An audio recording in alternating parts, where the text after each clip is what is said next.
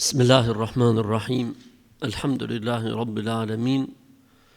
Wassalatu wassalamu ala ashrafil anbiya'i wal mursalin nabiyina Muhammedin wa ala alihi wa sahbihi wa sallama tasliman kathira. Me emrin e Allahut, të gjithë mëshirshmit, mëshiruesit, Allahun, Zotin e vetëm të vërtetë falenderojmë. Mirësitë dhe bekimet e tij qofshin mbi dashurin e tij dhe dërguarin e tij Muhammedin sallallahu alaihi wasallam, si dhe mbi të gjithë besimtarët dhe besimtarët që ndjekin dhe e pasojnë rrugën e tij deri në ditën e Kiametit.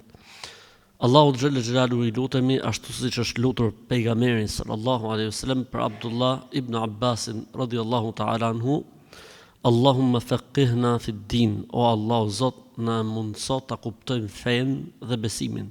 Wa allimna ta'wil, o Zot, o Allah, na mundso të dim komentimin e Kur'anit. Allahu t'i lutem na dhurojë dije të dobishme. Allahu t'i lutem ta mundsoj veprat mira. Allahu t'i lutem ta furnizojmë frymëzim pastër dhe halal. Allahu t'i lutem që të jemi ne pa përjashtim pjesë e asaj mirësie për cilën pejgamberi sallallahu alaihi wasallam ka thënë: sa herë që besimtarët mblidhen për hatër të Zotit, për të lexuar Kur'anin, ose për të medituar rreth tij, ose për të përmendur Allahun, mëshira e Zotit derdhet mbi ta, Allahu na mëshiroft, përjetojnë qetësi shpirtërore, Zoti na qetësoft zemrat dhe shpirtrat tona.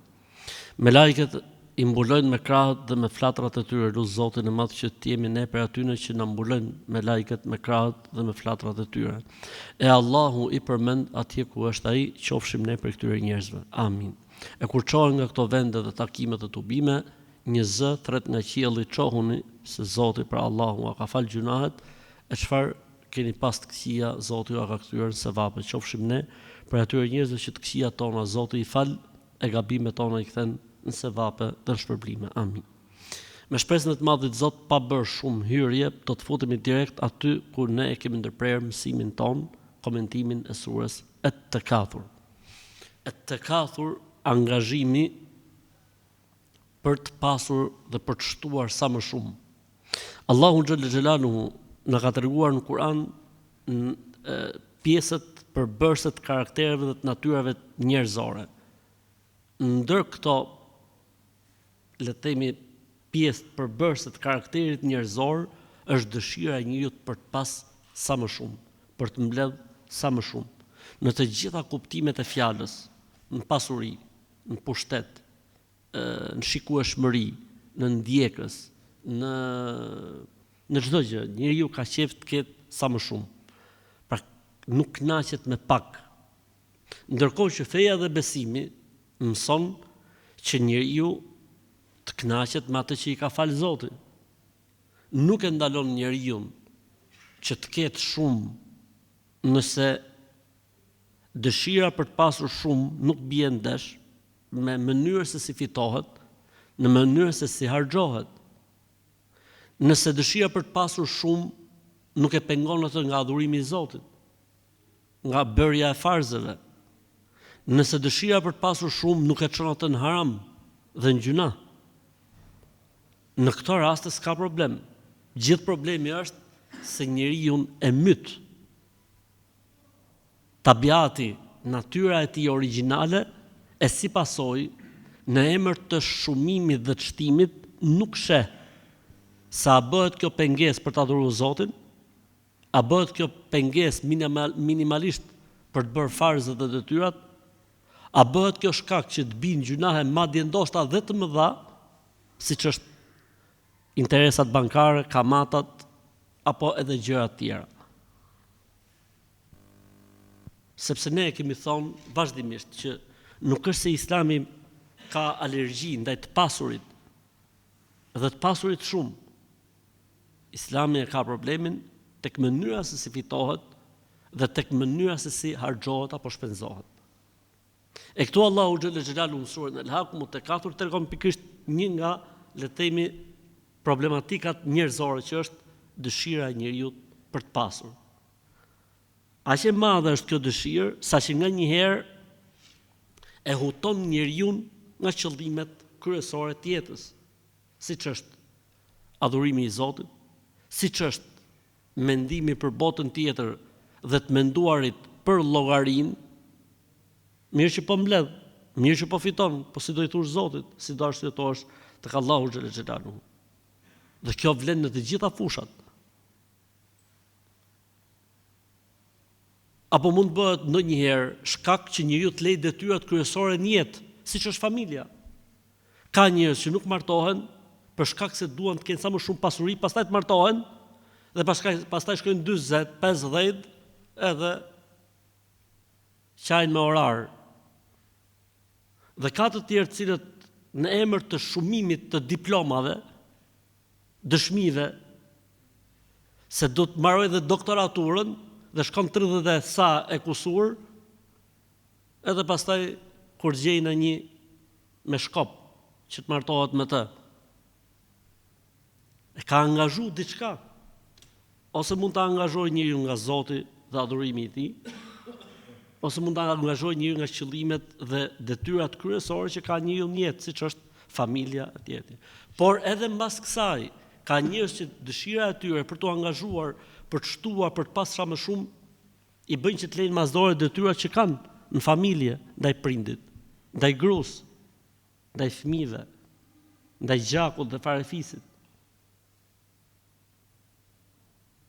Për këtë arsye, domethënë është diçka që, si më thon, sikur Zoti i Madh don ta zgjojë njeriu dhe thotë: merr me qetësi këtë punë, se sado që të kesh, s'ke për të marrë gjë me vete. Si për mirë, si për keq.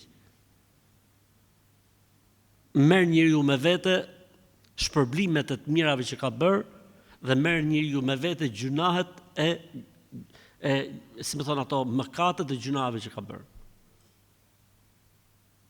Për këtë arsye Allahu xhallahu thjesht këtu nuk po tregon një problematik njerëzore, po e tregon kuptimin e qortimit. Si ku po na thot Zoti, më thon njerëz, pse hutoheni? Ç'është kjo dëshirë e marr për të pas sa më shumë? A nuk i vreni gjërat për te i kësaj? A nuk i shikoni gjërat për te i kësaj? A duhet shihni vdekjen që të kujtoheni se për çfarë keni ardhur në jetë e kësaj bote? A duhet të fusin në varr që të kuptoni se pyetjet e varrit janë Zoti, Islami, Profeti, Kurani? As sa ke pas, as sa të kanë ndjek, as kush ke qenë fare. Doni të shkoni deri në varr që të kuptoni këto gjëra. Puna është i kapsh përpara. Është si puna e dikujt o vëllezën dhe motra që i din gjitha pyetjet e provimit mas provimit. A i bëjnë dobi? Si bëjnë dobi? Jo po valla e dish apo si përgjigja, s'bën dobi. Madje edhe po ta dish përgjigjen para provimit, po nuk e jep dot në provim, nuk bën dobi. Siç është rasti i kujt? I munafikëve. Ose i studiuesve të Islamit dhe të bindurit se Islami është feja e vërtet, pa akoma se kanë pranuar. Ata e dinë se kush janë pyetje, ndoshta më mirë se ndaj musliman. Munafikët ose ata të cilët kanë studiuar shumë mirë Islamin dhe e njohin shumë mirë, por sa kanë pranuar akoma, e dinë që do të pyeten në varr kush është Zoti yt? Allahu. Cila është feja jote? Islami. Cili ishte profeti yt? Muhamedi sallallahu alaihi wasallam. A e ke besuar librin, Kur'anin? Mirë po, dija e tyre dhe informacioni i tyre i saktë për pyetjet e provimit nuk ka jep mundësinë. Se vjen një pyetje herë dhe thotë o hoxh, po mirë, po munafikët që i din përgjigjet. Nuk ka mundson Allah, është si puna atij që i din përgjigjet para provimit, kur shfutet në provim, lloc, ngel. Të vetme që do japin përgjigjen janë besimtarët. Ama nuk ka kështu pyetje, çfarë? Pyetjet janë 1, 2, 3, 4, kaq. Raportet e tua dhe korrektësia jote me këto 4 gjëra. Sikur për na thotë Zoti i Madh, mos pritni këtë ditë që të kuptoni, sepse edhe ne që jemi besimtar, edhe ne që jemi besimtar, edhe unë që jam hoxh gjithë, na kap kjo lloj sëmundje. S'ka njëri që i shpëton kësaj sëmundje. Pastaj, nga dija dhe devocioni dhe devotshmëria dhe përkushtimi i njeriu është aftësia për të shkëput dhe për t'i ndajë gjonat. Siç ishte aftësia e Abu Bekrit, siç ishte aftësia e Othman ibn Affanit, siç ishte aftësia e Abdurrahman ibn Aufit, siç ishte aftësia e Omer ibn Abdulazizit, e kështu me radhë njerëzit e mëdhej që kanë ditë t'i ndajnë gjonat. Dhe nuk janë përzi gjonat, sepse sa më e fortë jetë dia dhe devotshmëria, aq më i thjellët është njeriu për ditë se kjo rrugë çon këtu, dhe se njeriu duhet ndjeki atë që duhet dhe mos t'i ngatroj gjëra.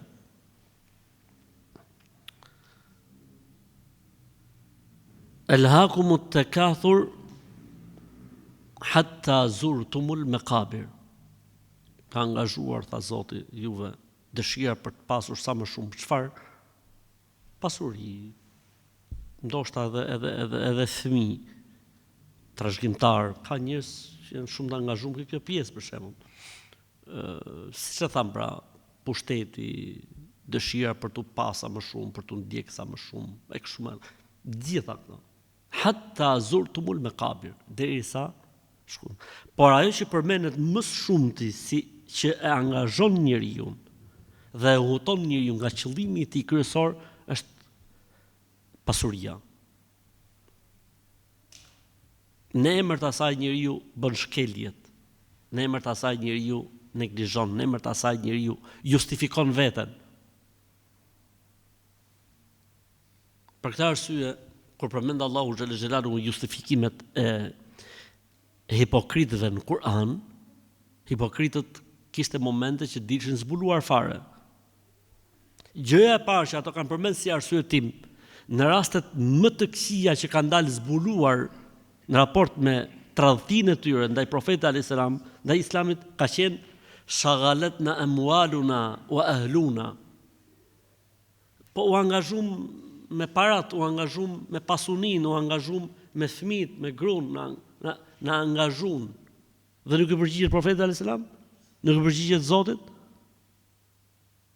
Dhe këtu është ajeti kuranor që thon inna min amwalikum, inna min auladikum, inna min auladikum amwalikum aduwwan lakum wa azwajikum aduwwan lakum. Pra mund të bëhet pasunia, mund të bëhet fëmia, mund të bëhet bashkëshortja shkak që shpallni luf Zotit dhe dërgumit i tij sallallahu alaihi wasallam. Ose hadithi tjetër që tha pejgamberi sallallahu alaihi wasallam për to habit puna e njeriut, se s'duhet i përmend, se ndoshta e kemi bërë ka mësimi i parë që tha është për to habit me njeriu, me birin e Ademit, pra me njeriu, se po të kishte një lugin do të dëshiron të kishte tjetër, po të kishte 2 do të dëshiron të kishte tjetër, po të kishte 3 do të dëshiron, po gojën e njeriu tha nuk e mbush vetëm se dheu. Pra edhe ne pra jemi të prek nga kjo sëmundje. Për këtë arsye hadithet që flasin për problemet e tregtisë, flasin dhe për ne. Për problemet, le të themi, ndërhyrjet në jetët e tjerëve, flasin dhe për ne. Probleme dynjaje këto nuk janë probleme ahireti, nuk është se ne po zihemi për saf parë apo për ezan, përveç disa raste të vlijave. Po flasim për përgjithësi, zëngat e njerëzve dhe debatet e tyre janë për punë dynjaje, për punë tregtie, për punë të futmje, si t'ia fusin, si t'ia mori kontratën, si t'ia hedhin në një pikë që ai nuk e shef, që nuk e kupton, si t'ia marri, si t'ia ndryshoj kufinin e tokës, si t'ia marri kështu më radhë. Allahu na ruaj. Për këtë arsye tha pejgamberi sallallahu alajhi wasallam në hadithin e saktë, i drejtu sahabëve. Si tha, me dunya akhsha aleikum. Ora s'kam frikë tha se keni për të vujt në këtë botë. S'kam frikë se do të vuani në këtë botë. Frika ime për ju është tha që t'ju derdhet furishëm dynjaja e të filloni garën të. Nga njerë, subhanallah, t'jetuarit dhe më thënë normal, ndoshta edhe më pak se sa normalja, e bën njeriu më të mbledh dhe më me këmbë në tokë, e kur i derdhet dynjaja, e kur si intereson më se si të mbylli muin, apo se si të mbylli hallet dhe sikletet, atëherë fillon njeriu dhe, si thot populli, dardallis, lumenç. Fillua dhe gjurë shqelma. Për këtë arsye, domethënë, tha pejgamberi sallallahu alajhi wasallam, nuk kam frikë ta varfërinë, nuk kam frikë ta se do të vuni, se do të keni çfarë me hëngër. Po kam frikë se do t'ju derdhet dynja. Ku thot kujt sahabëve. Sahabët kishin pa pejgamberin sallallahu alajhi wasallam, kishin përjetuar mrekulli, kishin kaluar së bashku me profetin sallallahu alajhi wasallam. Çfarë kishin kaluar, megjithatë profeti sallallahu alajhi wasallam ata i këshillon. E nëse ka këshilluar ata, ne jemi edhe më meritor për të këshilluar me një këshill të tillë, ose thënia e pejgamberit sallallahu alaihi wasallam, smundjet e popujve të mëhershëm, mendimallësia, gara në dynja, tradhtia për fitim të kësaj bote. Allahu na ruaj.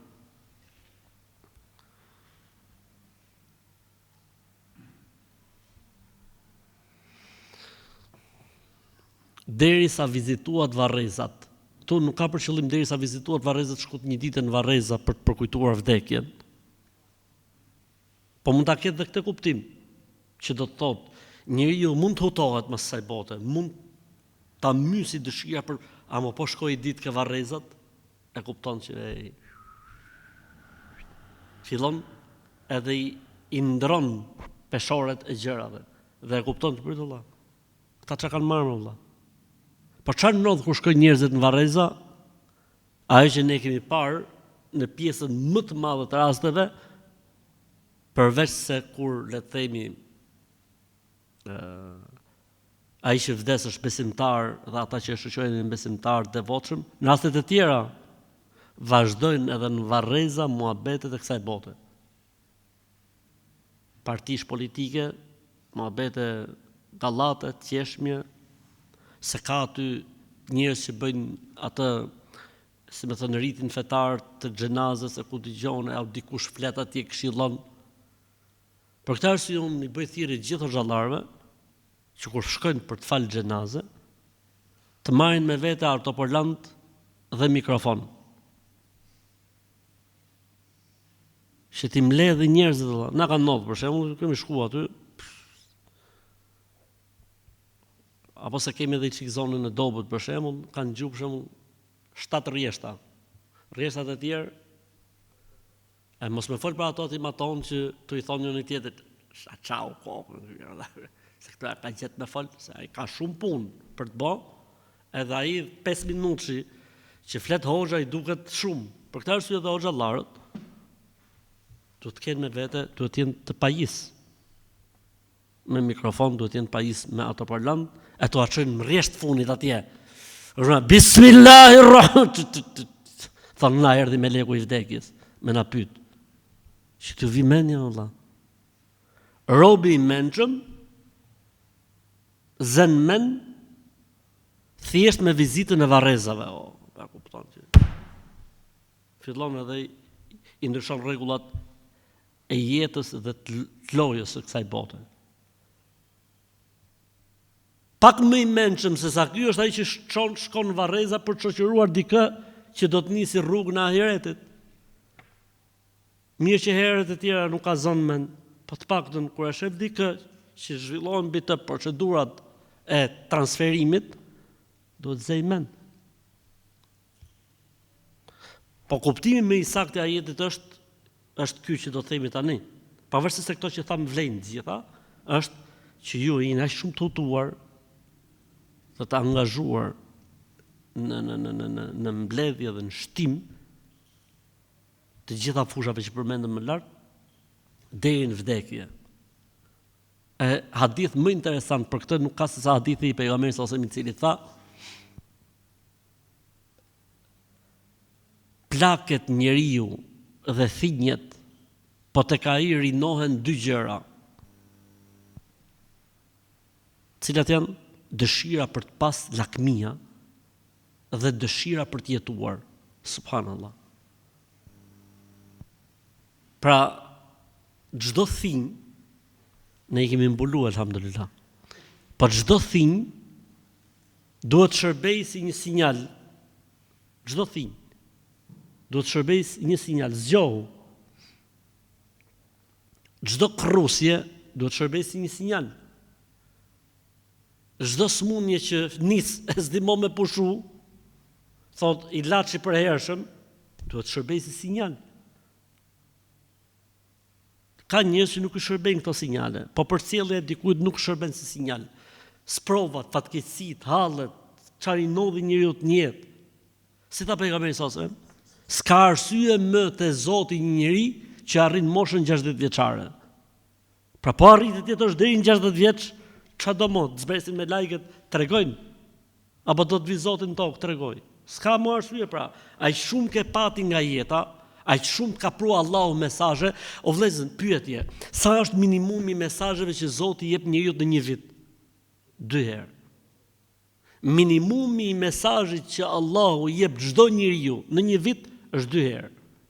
Po mund të jetë edhe 3, 4, 5, po minimumi çdo njeri merr 2 mesazhe në vit nga Allahu që të zgjohet, që të përkujtohet, që të kuptojë se nuk është vatani ynë kjo botë dhe kjo dynja.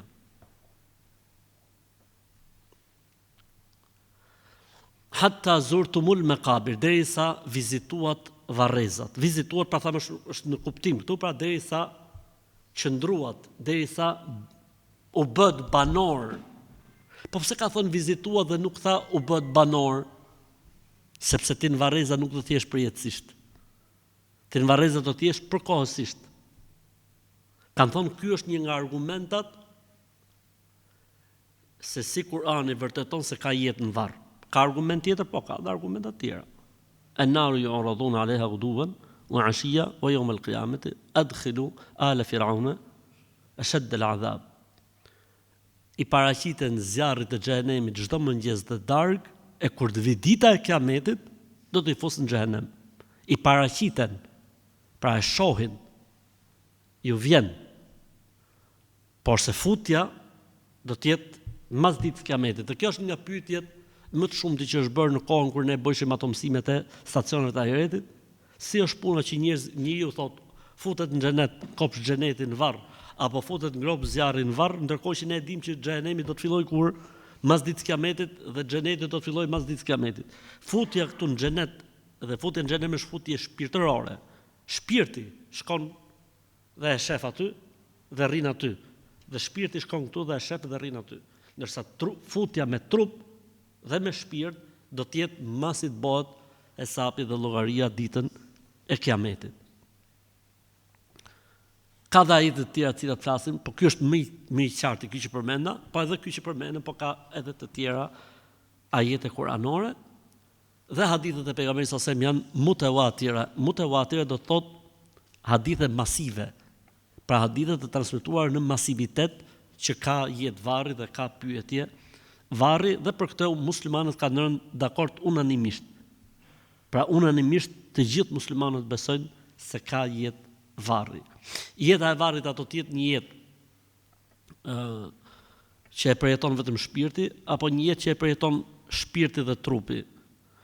Apo do të jetë jetë që e përjetojnë të dyja, shpirti dhe trupi dhe shpirti, më saktë është që jeta e varrit është jetë shpirt-trup. Pra përjetimet kryesore i merr shpirti, pasojat mund të transmetohen tek trupi. Po edhe mund mos transmetohen. A kuptot? Mund të transmetohen dhe tek trupi, pra pasojat e asaj që i not shpirti, mund ta shohim dhe tek i vdekuri në varr, nga një herë.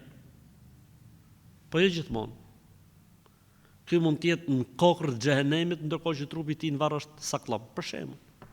Pra nuk është argument, ose mund të jetë ballcamos trupi i tij. Ose e kundërta, trupi i tij mund të jetë i zhdukur, ndërkohë që ai shpirti i tij është në xhenet. Se shpun shpirti. Trupi i tij mund të jetë i zhdukur, po shpirti i tij mund të jetë në xhenem. Pra nuk ka lidhje. Edhe kanë thënë dietarët e Islamit është quajtur jeta e ndërmjetme mes kësaj bote dhe botës tjetër, barzakh, që nuk kupton diçka e ndërmjetme dhe e përkohshme. Diçka e ndërmjetme dhe e përkohshme. Dhe është quajtur jetë varri, se në përgjithësi njerëzit varrosen. Se në përgjithësi njerëzit varrosen, po kjo vlen edhe nëse nuk janë varros, apo janë ballcamos, apo janë djeg, siç është futur tashmë kjo kulturë pagane edhe në botën e krishterë perëndimore. Pra edhe në botën e krishterë perëndimore është futur tradita e paganizmit të djegjes së trupave. Çfarë tregon kjo? Kjo tregon se feja ka marrë fund tek këta njerëz, sepse njeriu nuk digjet. Njeriu është i shenjtë. Njeriu ka shenjtëri. E ta fusësh njeriu në turrën e drunve, ta djegësh, e pastaj ti marrësh hirin, ta fusësh në vazo. Kjo pastaj është ka dalë një metodë e re, nuk e di a e dini, që kockat, masi I bluin, I përzihen me përbërës të këtyre që bëhen fishekzjarrët. Baruti. Edhe në një ditë të bukur, në një fest familjare, I shpërthen si fishekzjarre dhe ti zgjedh ngjyrën e fishekzjarrit. Me kockat e kujt? Me kockat e babës apo të nonës. Apo të fëmijës e kështu me radhë. Pse? Sepse mënyra se si këta e shohin jetën dhe njeriu është materialiste. Varrosja e njerëzit ka shpenzime të mëdha. O shoku, I dhe najër fishekzjarr. Me shen nga qielli, po. Është duke të parë nga qielli, po. Është duke të parë nga qielli, sidomos kur e bën fishekzjarr. Kur e bën fishekzjarr ja ke nis babës xhenemin qysh në këtë botë. Ja ke vu flakën, ja ke nis xhenemin babës ose robit tënd të dashur, të shtrenjtë, ja ke nis flakën qysh në këtë botë. Pra nuk mjafton ajo flaka që e futën në furrë, e poqe, e doqe, e shkrumove, edhe pastaj e bëre hi, edhe e shinve, e blujte. Elhamdulillah. Normalisht Islami na ka mësuar gjithashtu se jeta e varrit për besimtarin shërben si një përgëzim paraprak për atë që e pret në botën tjetër, ose një lloj pastrimi paraprak për atë që e pret në botën tjetër. Ka prej besimtarëve që do të vujnë në varret e tyre, ama ai është besimtar. E kjo vujtje në varrin e tij shërben si një lloj pastrimi, pastrimi para se të shkojë në ahiret, ndoshta për dikë mund të shërbej varri që të pastrohet plotësisht. Se I ka ngel për të pastruar pak për shembull, edhe me varrin e shlyn gjithçka. Dhe ka prej atyre që nuk e shlyn me varrin, po të ka edhe ca procedura mbas varrit, që inshallah shpëtojnë nga zjarri I xhenemit. Dhe ka për tyre që bëhet varri sebeb që mos dënohen aq sa meritojnë në xhenem, se një pjesë të dënimit e kanë kaluar. Ndërkohë që për besimtarin vepër mirë është një lloj përgëzimi paraprak. Pra ai është I përgëzuar paraprakisht për atë që e pret në botën tjetër, për atë që e pret pas ringjalljes. S'ka dyshim se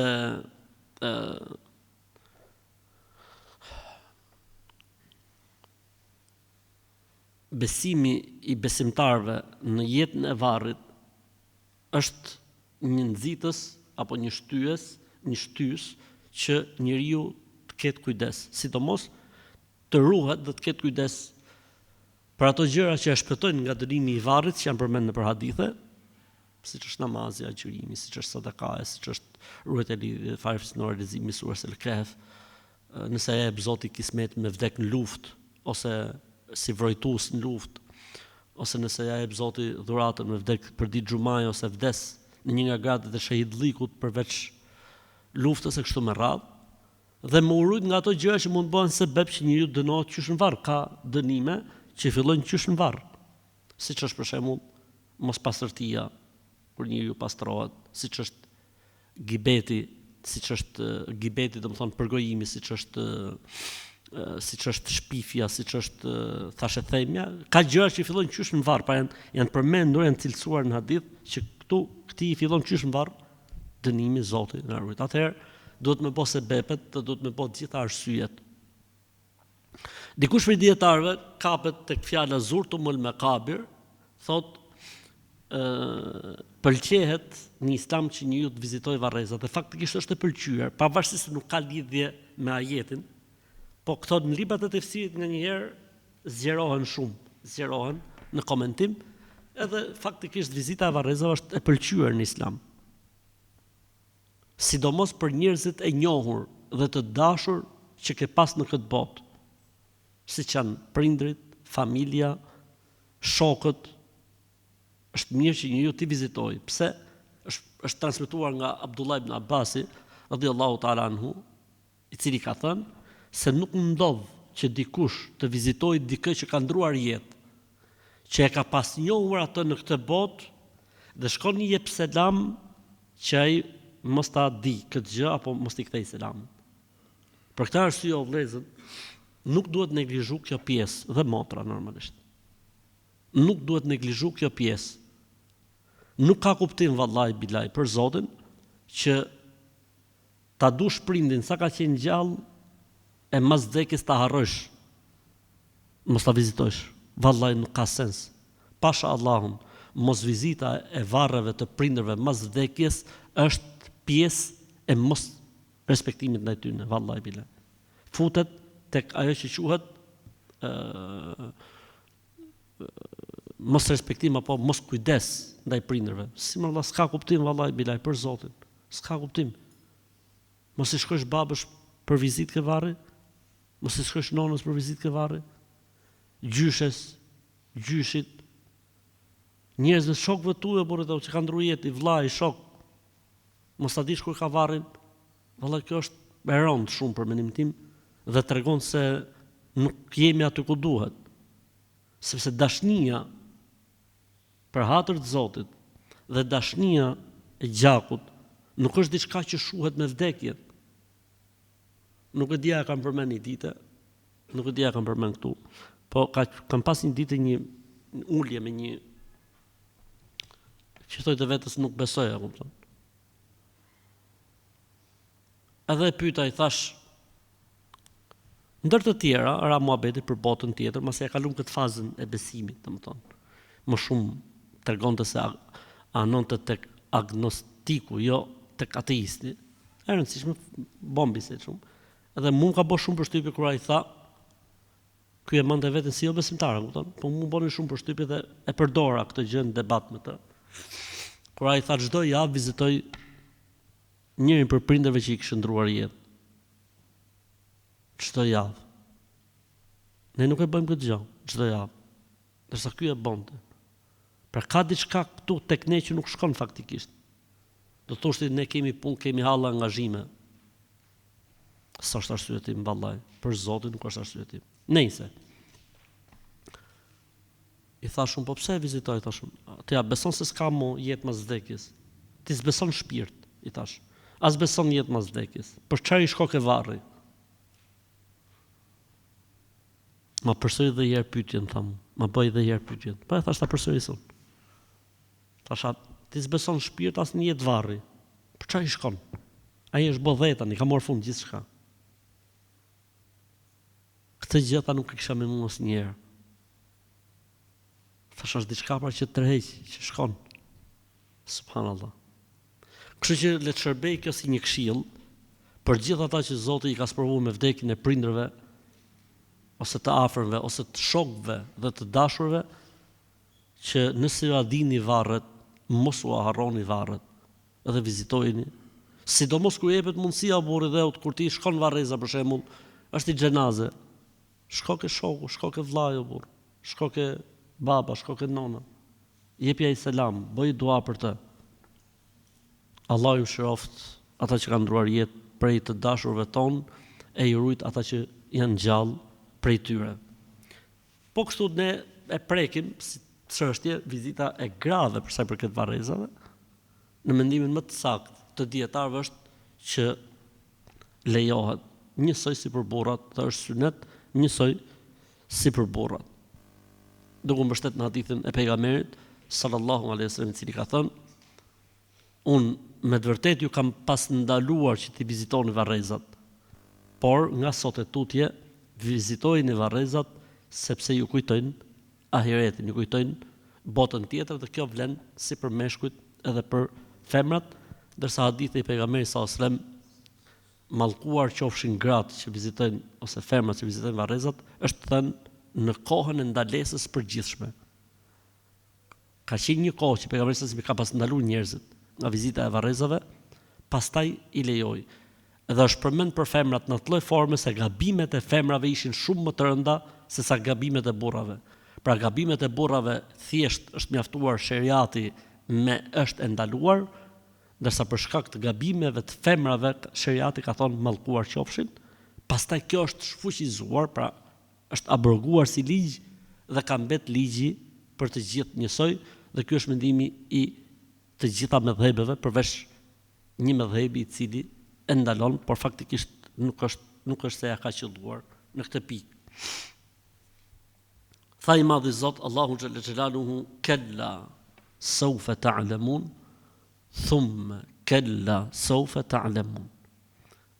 Edhe njerë, elhakum, fjala elha, është më hutu njeriu. E ke parasysh, kur i mas syt diku dhe hutohesh, kjo është tipike e përdorur këtu, pra elha, kur njeriu hutohet në diçka, e humb mendjen.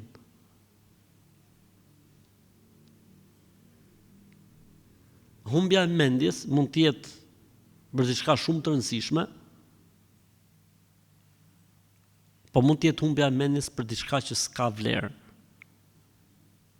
Në rastin e parë, njeriu nuk qortohet, po thjesht korrigjon gabimin. Në rastin e dytë, qortohet dhe obligohet që të pendohet dhe të korrigjojë gabimin. Tha Zoti Allahu xhalla xhelaluhu, pra, kella sawfa ta'lamun, thumma kella sawfa ta'lamun. Kella është përdoret pra në gjuhën arabe si një term, si më thënë, më bukur e përdorin vëllezërit tonë të Kosovës kur thonë asesi, kur. Kella sawfa ta'lamun. S'ka dyshim se do ta kuptoni mirë këtë që po ju thuhet, do ta dini mirë këtë që po ju thuhet. Pra, si më thënë, kur nuk mund t'i shpëtoni faktit të dijes për këtë që u tha më lartë. Pra, si më thonë, ore nuk ka dyshim që do ta dini këtë që po ju thuhet. Po puna është a bo dobi apo jo. Se njëri po u fut në varr, s'bën dobi më asgjë. Po doli shpirti nga trupi, s'bën dobi më asgjë. Me kuptimin, nuk do bën dobi pendimi, nuk bën më dobi e qamja, nuk bën dobi më asgjë. Kella sawfa ta'lamun. Nuk ka dyshim se ju do ta dini këtë gjë, do të jeni të ditur për këtë gjë, të informuar. Dhe këtu ka dy ndarje. S'ka dyshim se ju do të jeni të ditur dhe të informuar për këtë gjë me kuptimin se do t'ju sjell në këtë botë kush t'ju informoj dhe që t'keni dituri se çfarë ndodh në vdekje dhe mas vdekjes dhe në varr dhe në kiamet dhe në xhenet dhe në xhenem. Nuk ka dyshim se ta dini këtë gjë, qysh këtu në këtë botë. Thumma kella sawfa, s'ka dyshim, edhe një herë po ju a them. Po ja përsëris, nuk ka dyshim se do ta dini. Pra në përgjithësi njerëzve ju vjen informacioni dhe dija. Po është hutia dhe angazhimja që i bën njerëzit ta harrojnë. Po mirë, si ka mundësi për shembull burri dhe unë, që dikush ta di gjën e angazhohet apo të hutohet prej saj. Natyra e robit, natyra e njeriut kjo. Për këtë arsye vjen këshilla, për këtë arsye vjen feja, për këtë arsye, si tha Zoti xhelle xhelalu në Kur'an, fadhakkir fa inna dhikra tanfa'ul mu'minin, përkujto se përkujtimi i bën dobi besimtarëve. Pra, edhe pse është njeriu besimtar, ka nevojë të përkujtohet. Nëse është besimtar, i bën dobi. Nëse nuk është besimtar, do ta marr po i muhabet këtër, por bota tjetër, po patjetër ngjallja dala. Nga të shmena, kurse besimtari thotë Allah ta shpërblet, vëlla. Zotit në aftë që ma kujtove. Dallimi mes kujt? Mes besimtarit dhe jo besimtarit. Si është ajeti në surën Sebbih ismi rabbikal a'la? Sayadhakkaru man yakhsha.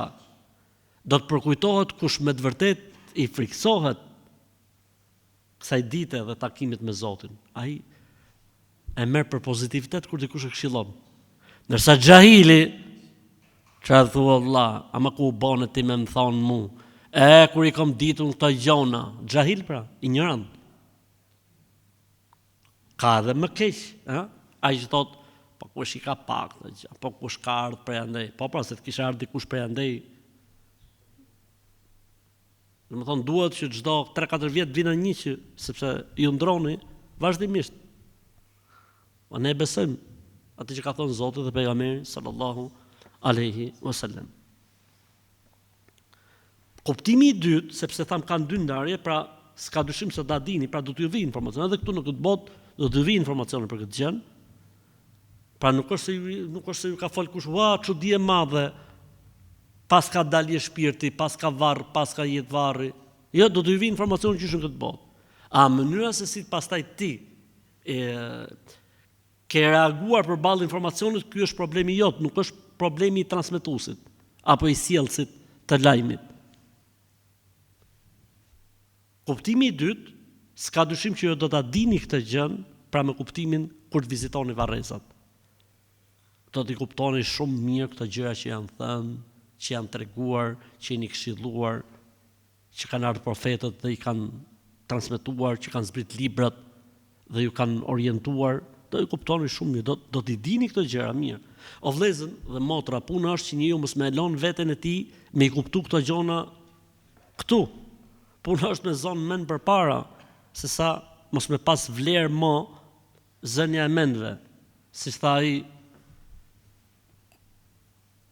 kur erdhën mend nuk i hajshin as qend. Pra kishte humbë gjithçka dhe e kuptoi për çfarë do bie bonde.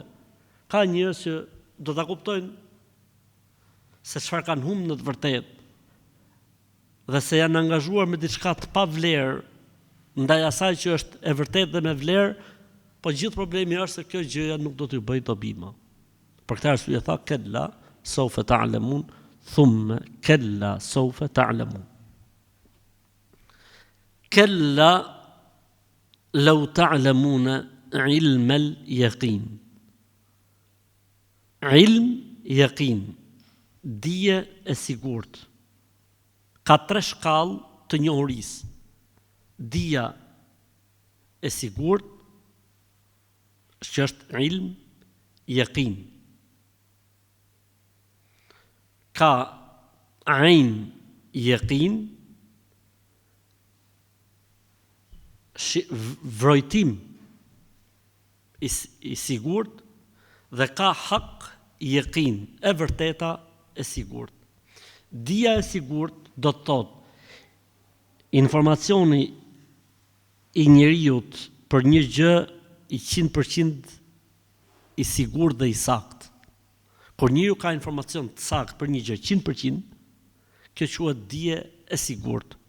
Siç ndodh me ne për shembull, kur na thot Zoti diçka, ose pejgamberi alayhi salatu wassalam, ose është një çështje për cilën ka ixhma nga të parët tan, maro historia themi ne, është dije e sigurt, dije e padiskutueshme. Ainul yaqin është të përjetohet, të vrojtohet. Vrojtimi i asaj që ti je i sigurt për të. Vrojtimi i asaj që ti je i sigurt për të. Për shembull, tu jap një shembull nga shembujt fetar. Ndodh për shembull që dikujt nga varri i buron aromë mirë. Dhe kanë pyet, ç'është puna këtij varri? Kanë thonë ka vdek dëshmor. Ne e dim faktikisht se ç'a ndodh me dëshmorin. Po ky është vrojtim, ne e vrojtojmë. Ose dikujt tjetër që mund të ndodhë e kundërta, siç thotë Sheikh Islam Taymija, ndodh që Zoti i Madh ndonjëherë dënimin e varrit ta paraqes në raste dhe në situata të caktuara, jo gjithmonë, sepse origjina është që çfarë ndodh në varr është e fshehur, qoftë e mirë, qoftë e keqe. Mirë, po ka raste që Zoti përjashton që njerëzit t'ju kaloj dija nga dije e sigurt në një dije të vrojtueshme. Në shembujt le të themi të kësaj bote është si puna e asaj që ne e dim për shembull që kjo gjëja ka mikrobe, e dim. Po kur e shef në laborator, kjo bëhet e vrojtueshme, e arritshme për njeriu. Dhe faza e tretë e diturisë ose shkalla më e lartë e njohurisë është përjetimi i saj, hak el yaqin. Hakul yaqin, do të thonë dija e vërtetueshme, dija e përjetuar, përjetimi i dijes dhe i të vërtetës. Siç ndodh me njerëzit që kanë besuar jetën e varrit, po kur kalojnë në të, do të thotë se këtu janë në hakul yaqin. Kanë besuar ditën e Kiametit, po kur e përjetojnë atë janë në hakul yaqin. Kanë besuar në xhenet, po kur futen në xhenet kanë kaluar shkallën hakul yaqin. Kanë besuar në xhenem, po kur kanë hyrë në zjarr xhenemit, kanë përjetuar atë që quhet hakul yaqin. Dikush tjetër thotë jo, thotë ilmul yaqin 1, hakul yaqin 2 dhe ainul yaqin 3. Domethënë ky lloj nuk është se ka ndonjë rezultat, po terminologjia, dia e sigurt, e vërteta e padiskutueshme dhe ainul yaqin, domethënë ta përjetosh atë. Domethënë mënyra se si është përkthyer, po unë jam më shumë ke kjo. Kanë thonë, tha dikush që është i besueshëm, që s'ka rrejt asnjëherë, dhe është i besueshëm, ka ra zjarr. Dhe ti e besove, kjo është dia e sigurt. Pra ti nuk ke nevojë më me e vërtetu fjalën e tij, sepse je i sigurt në fjalën e tij që ky njeri nuk gënjen. Dhe në momentin që ti e sheh zjarrin, tymin dhe zjarrin, e kupton që kjo është një e vërtetë e vrojtueshme. Dhe nëse ti do të shkojsh aty dhe ta prekshe vetë atë gjën që ka marrë flak, ose ti isha aty afër vetë, atëherë kjo ishte përjetimi i asaj të vërtete. E rëndësishme është që do të thonë, edhe ne në jetën tonë kemi dijen e sigurt, kemi vrojtimin e kësaj dije dhe kemi përjetimin e kësaj dije. Në atë që ka thënë Zoti në raport me çështjet e ghaibit, në raport me çështjet e botës së fshehtë, pra asaj bote që ne nuk e hetojmë dot me shqisat tona, po e hetojmë në bazë të asaj që ka thënë Zoti dhe dërguari i tij sa. Dhe kjo është një pikë shumë e rëndësishme që bën dallimin tek ne në krahasim me të tjerët, sepse për këtë arsye ne quhemi besimtar, se besojmë lajmëtarin. Profeti alayhis salam është lajmëtari i Zotit në tokë. Ai lajmëron për gjëra që janë të paarritshme nga shqisat tona për të vërtetuar. Ka momente që Zoti bën mrekulli, që njerëzit mund të përjetojnë diçka, siç kanë parë Xhibrilin që është transformuar, siç kanë parë shpalljen kur i zbriste pejgamberi sallallahu alajhi wasallam dhe trupi i tij dridhej, siç kanë parë me lajket në luftën e Bedrit apo në luftën e Uhudit, apo mrekulli të tjera, po në përgjithësi gajbi është i padukshëm dhe është i fshehtë. Gajbi është i padukshëm dhe është i fshehtë, për këtë arsye do të thonë ne quhemi besimtar. Për këtë arsye Allahu xhallahu xhallahu në Kur'an tha për Kur'anin, dhalikal kitabul alif lam mim, dhalikal kitabu la rayba fihi hudan lil muttaqin alladhina yu'minuna bil ghaib. Kur'ani është libri në të cilin nuk ka kurfar dyshimi. Ai është një udhëzues për njerëzit e devotshëm, të cilët besojnë ghaibin të fshehtë. Besojnë të fshehtë. Pra që do të përjetohet kjo e fshehtë, e lajmëruar nga Zoti dhe dërguari i tij, kjo nuk ka diskutim. Do ta dini këtë të vërtetë, do ta jetoni këtë të vërtetë, do ta përjetoni këtë të vërtetë. Puna është se njerëzit pastaj janë njerëz që kjo dije dhe ky informacion ju bën dobi dhe ndryshon jeta e tyre për mirë, ose nuk ju bën dobi dhe jeta e tyre nuk përmirësohet, nuk rregullohet në raportet me Zotin, në raportet me veten, në raportet me jetën, në raportet me familjen e kështu me radhë.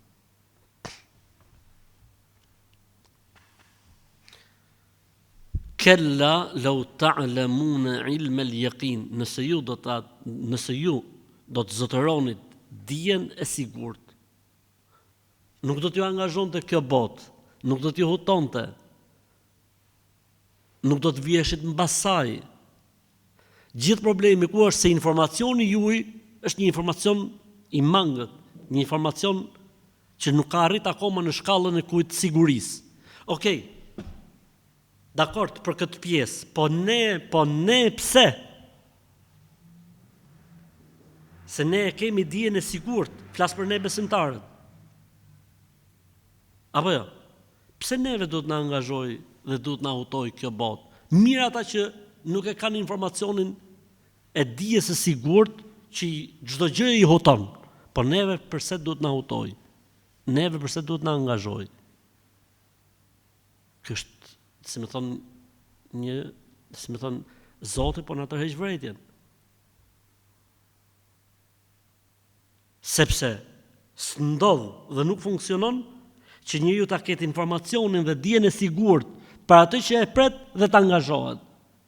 E nëse ndodh, do të thotë se dija e njeriu nuk është në fortësinë e duhur. Nuk e ka dhënë efektin e duhur, nuk e ka bërë punën e duhur. A ndodh kjo? Ndodh. Edhe në këtë botë ndodh kjo gjë. A nuk ka shumë njerëz që e dinë që sheqeri I bën dëm? Mirë po, se majnë dot veten kur përballen me ëmbëlsira. Për shembull, a nuk ka plot njerëz në botë që e dinë që duhani I bën dëm? Mirë po, s'përmbahen. A nuk ka plot njerëz që e dinë që I vdekmi nuk bën dëm dhe dobi? Mirë po, nga që gjithë njerëzit shkojnë tek filan varr, tek filan vend I mirë, e ku dëgjojnë etj etj, shkojnë me masat, pra jo gjithmonë dija dhe informacioni I sigurt I bën dobi njeriu. Kujt I bën dobi? Ati që ka aftësinë e vetë përmbajtjes. Unë kur e mësoj se kjo gjëja më dëmton, heq dorë prej saj. Për këtë arsye, edhe në këtë botë, shumë njerëz kanë shumë të lehtë për të heq dorë nga veset, mbasi e mësojnë se kjo I dëmton ku dëgjon etj etj, edhe shumë të tjerë çfarë thonë, pa hajtë mëse për vdekin ai ditë po s'ka problem. Ose japin shembull kështu vulgar, ishte njëri që kishte jetu 120 vjet, edhe pite duhan, edhe I thanë ato po si ke jetu, shku gazetarët me ima, këta filozofët, këta zbukurusit. I tha, gjata se, do anë dhe po vlajmë të është 120, a I pjedhe raki, tha. Qasë I fjalla, u tha. Ka keqe më keqe akome, fjallë që jetojnë edhe më gjatë, sa më shumë. Pra shejtani, lozë me njerëzit dhe o zbukuron të keqen. Mirë po, njeriu që e din e ka të lehtë të shkëputet, edhe nga veset apo pengmarrjet e kësaj bote, në punë le të themi të kësaj të shnetit e kështu me radhë, po edhe në punë të ahiretit, në punë të botës tjetër, njëri që e din që kjo gjëja e çon zjat xhenemit, heq dorë. Bëhet se për të dhënë në varr, heq dorë. Me këtë gjë fiton xhenetin, ja vetë tyre vetë, do ta bëjë skavlla, se do xhenetin. E di që kjo gjëja është sebeb që ti falin gjunat, do ta bëj edukat timin, se të heq dorë sa të jemi gjallë. E kështu me radhë. Dija e njeriut mbi gjën, siç është thënë nga Zoti dhe pejgamberi se dhe besimi I sigurt në të, e bën njeriu shumë më të lirë dhe më të fuqishëm dhe më të fortë për të qenë korrekt. Për të qenë korrekt në atë që është urdhëruar apo ndaj asaj që është ndaluar. Për këtë arsye tha Zoti xhalla xhelaluhu, kella law ta'lamuna ilma al-yaqin. Sikur ta dinit ju të dijet të vërtet, sikur ta besonit ashtu siç duhet, shumë gjëra do të ndryshonin në jetën tuaj dhe shumë gjëra do të ndryshonin në jetën tuaj.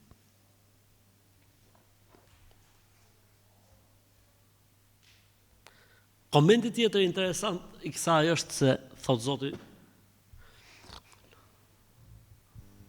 si ishte ajeti? Kella sofe ta'lamun, thumma kella sofe ta'lamun. Do ta dini të vërtetën në kësaj gjëje. E më pas do ta dini. Pra sikur ajo që thamë ne pak më herët, që Zoti her mas herë ta bjerë një këshilltar, her mas herë ta bjerë një sinjal, her mas herë të sjell një sprovë që ti të në përsëritshme nga Zoti, që ti të zesh mend, që ti të përkujtosh. E cili është këshilltari më I fortë që Zoti I ka dhënë njeriut që ai të kuptojë se kjo botë është e përkohshme dhe në lëvizje? Dita dhe nata. Atë që nuk e zgjon dita dhe nata është vështirë me zgju. Vallai. Çdo ditë do të thotë se po lëviz, po ecën gjëja. Çdo natë është të lëviz. Është mëshira e Allahut për robët e tij, sidomos për ne që jemi kjo pjesa poshtë, jashtë jashtë poleve që na ka bo Zoti ditën dhe natën të lëvizshme, që i mençmi të zejmen dhe të kuptoj se jeta jonë është në mbarim e sipër. Është duke lëviz 24 orëshi, dita dhe nata do të thotë se diçka po rrëshqet në këmbët tona. Ky është këshilluesi më i mirë, dita dhe nata është këshilluesi më i mirë për njeriu, që të kuptoj, iku, po nuk e mbushe me diçka, iku bosh. Si dita, po nuk mbush me diçka, ikën bosh, si nata, po nuk mbush me diçka, ikën bosh. Për këtë arsye është ndër urtësitë e Allahu xhelle xhelaluhu që për ditën ka sill adhurime efikase, specifike, dhe për natën ka sill adhurime specifike në mënyrë që çdo ditë të mbushet me atë që mbushet me diçka për adhurimeve dhe për kushtimet ndaj Zotit, dhe çdo natë të mbushet me diçka për adhurimeve dhe për gjërave speciale që bëhen natën dhe për gjërave speciale që bëhen ditën. Dhe kjo është mirësi e Allahut xhelle xhelaluhu.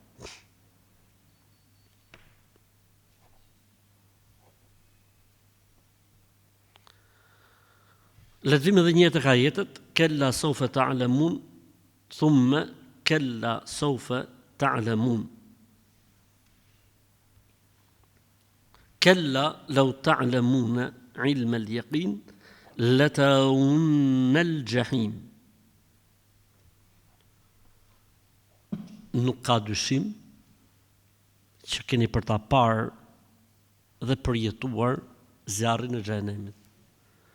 Për ta parë ne që ndoshta Zoti s'na fut në të, dhe këtë e shpresojmë tek Allahu për ne. Do ta përjetoni, flitet këtu për jo besimtarët. S'ka dyshim që do ta përjetojnë ata. Ata që s'e kanë besuar, ata që e kanë mohuar, ata që janë tallë, ata që kanë thënë po kush është kthyer për aneja, po kush e ka pa. Thot Zoti, po. Latarawunna al-jahim, nuk ka dyshim se do ta shikoni dhe ta përjetoni atë. S'ka dyshim, nuk ka dyshim. Edhe xheneti e njëjta gjë. Edhe ata do ta shikojnë xhenetin, por nuk e përjetojnë dot. Ne do ta shikojmë dhe do ta përjetojmë. Ata do ta shikojnë, por nuk e përjetojnë. Xhenemin, ne do ta shikojmë, por nuk e përjetojmë, inshallah. Nëse vdesim si musliman dhe si besimtar, ndërsa ata do ta shikojnë, pra besimtarët do ta shikojnë dhe do ta përjetojnë atë.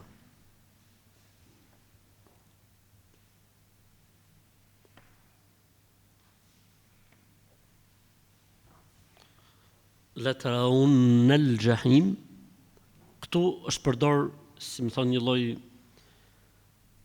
nun taukid, i thonë gjuhën arabe, si më thonë, një formë përforcuese e informacionit.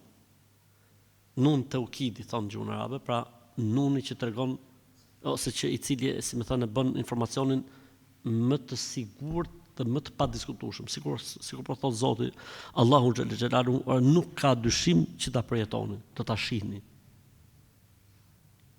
Këtë që u është folur për të gjatë gjithë kohës, do është tërhequr vretja, do ta përjetoni një ditë, pra do të vijë një moment që do të përjetohet dhe bëhet fjalë këtu, domethënë ditën e Kiametit, kur njerëzit do të ketë mbaruar procedura e qëndrimit në këmbë dhe pritjes, vjen një moment, siç thot pejgamberi sallallahu alajhi wasallam, që zjarri i xhenemit shfaqet dhe i vërsulet tokës në të cilën janë njerëzit. Thot, dhe mos ishin me lajket që e mbajnë, do të derdhej zjarri i xhenemit mbi njerëz. Pa janë me lajket që e mbajnë, zjarri i xhenemit, ta hadith e pejgamberit sallallahu alajhi wasallam, ka 70.000 frerë. Në çdo fre ka 70.000 me lajke që e mbajnë dhe vjen zjarri i xhenemit dhe ulet ku? Poshtë tokës. Dhe vjen xheneti dhe duket nga njerëzit. Dhe mes këtyre të dyjave pastaj krijohet ura e siratit dhe njerëzit për të shkuar në xhenet do të kalojnë mbi zjarrin e xhenemit, mbi urën e siratit. Ka për aty që ecin me shpejtësinë e dritës, ka për aty që ecin me shpejtësinë e erës, ka për aty që ecin me shpejtësinë e mjeteve transportit më të shpejta, me shpejtësinë e kuajve, ka për atyre që vrapojnë, ka për atyre që ecin ngadalë, ka për atyre që gërvishten, përcëllohen, digjen, dhe ka për atyre që shpëtojnë në fund fare, dhe ka për atyre që ganxhat, anash zjarri i xhenemit, i tërheqin, dhe ka për atyre që këto ganxha i dëmtojnë, po e kalojnë, dhe ka për atyre që këto ganxha i kapin dhe i hedhin poshtë. Dhe ka për atyre që sa e nisin bin. Sa e nisin, nuk ecën dot fare, po më njëherë rrshqasin, Allahu na ruaj për zjarrit të xhenemit. Amin.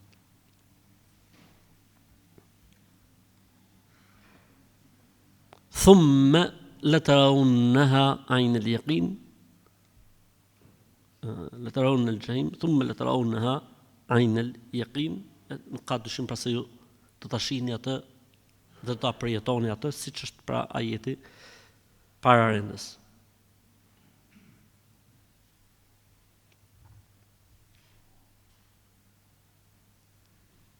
Përsëritja e gjës nënkupton, si më thënë, një lloj sigurie ose një lloj përforcimi të ri. Siç themi ne për shembull kur flasim, bëje këtë gjë, po ja përsërit disa herë, ç'a tregon kjo se është e rëndësishme, ose mos e bëj, po ja thu disa herë, tregon se është gjë e rëndësishme. Dhe Allahu xhalla xhelaluhu, kur e përsërit diçka, tregon se është diçka që duhet mbajt në mend dhe nuk duhet harruar. Mirë, inshallah mjaftohemi me këtë sepse kemi edhe pjesën tjetër, shpresoj që ta mbyllim javën tjetër me shpresën e Zotit. Subhanakallahumma wa bihamdik, nashhadu an la ilaha illa anta, nastaghfiruka wa natubu ilayk.